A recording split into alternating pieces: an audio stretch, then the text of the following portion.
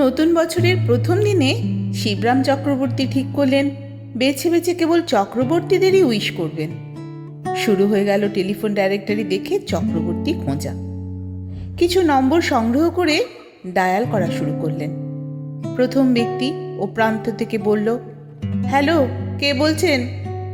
শুভ নববর্ষ। আপনি কে? আমি আপনার মতনই একজন চক্রবর্তী। ও আপনি? তা আপনাকে যে 2 মাস ধরে বলে আসছি পাম্পে জল উঠছে না, কানে ঢুকছে না।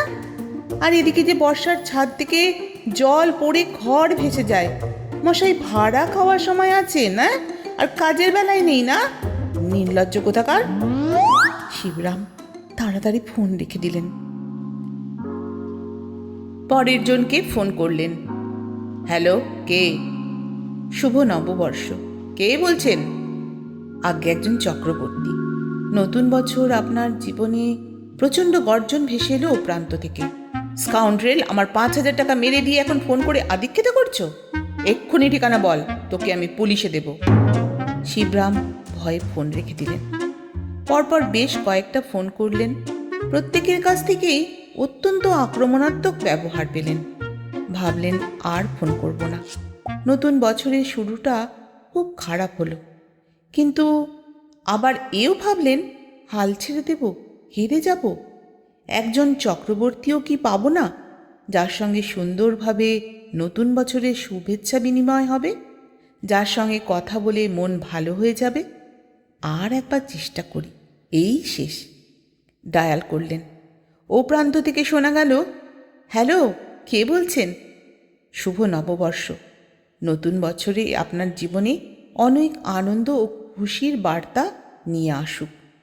আপনাকেও শুভেচ্ছা জানাই। কিন্তু আপনি কে? আমি কি আপনাকে চিনি? আজ্ঞে না, আমি একজন চক্রবর্তী, তাই আর একজন চক্রবর্তীকে শুভেচ্ছা জানাতে ইচ্ছে করল। আমার ফোন নম্বর পেলেন কি করে? আজ্ঞে টেলিফোন ডাইরেক্টরি থেকে। আরও অনেক চক্রবর্তীকে শুভেচ্ছা জানিয়েছি, কিন্তু তাদের কাছ থেকে খুব সুন্দর ব্যবহার পাইনি। বাহ, আমি বাকরুদ্ধ, মুগ্ধ, আপ্লুত। কি বলে কৃতজ্ঞতা জানাবো ভেবে পাচ্ছি না।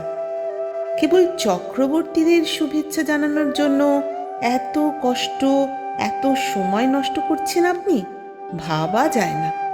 আমি আপনাকে যে কি বলে... না না, কিছু বলতে হবে না। আপনার সঙ্গে কথা বলে আমার মন ভালো হয়ে গেছে। না না, তা বললে তো হবে না। নতুন বছরের প্রথম দিনে এমন একজন মহান বন্ধু পেয়েছি, এই বন্ধুত্ব আমি সারা জীবন ধরে রাখতে চাই। আপনার ফোন নম্বর আর ঠিকানা বলুন। আমিও বন্ধুত্বের নিদর্শন হিসেবে আপনার জন্য কিছু করতে চাই। শিবরাম খুশি মনে ঠিকানা দিয়ে দিলেন। পরদিন সকালেই বন্ধু এসে হাজির। মিস্টার চক্রবর্তী, আপনার সঙ্গে কথা বলে আমি মুগ্ধ। আপনার জন্য কিছু করতে চাই। দেখুন, জীবন অনিশ্চিত, কে কখন মরে যাবে তার ঠিক নেই। তাই জীবন বীমা করে নিজের পরিবারকে আর্থিক অনিশ্চয়তা থেকে মুক্ত করুন। আপনার মৃত্যুর পর তারা যেন পথে না বসে। না না, আপনার কোনো কথা শুনবো না। বন্ধু যখন হয়েছি, আপনাকে পলিসি করিয়েই ছাড়ব।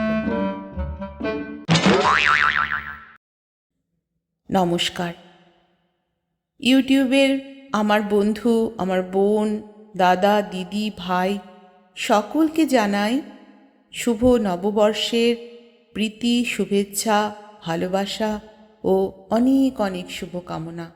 সবাই ভালো থেকো। নতুন বছর সবার জীবনে আনন্দ বয়ে নিয়ে আসুক।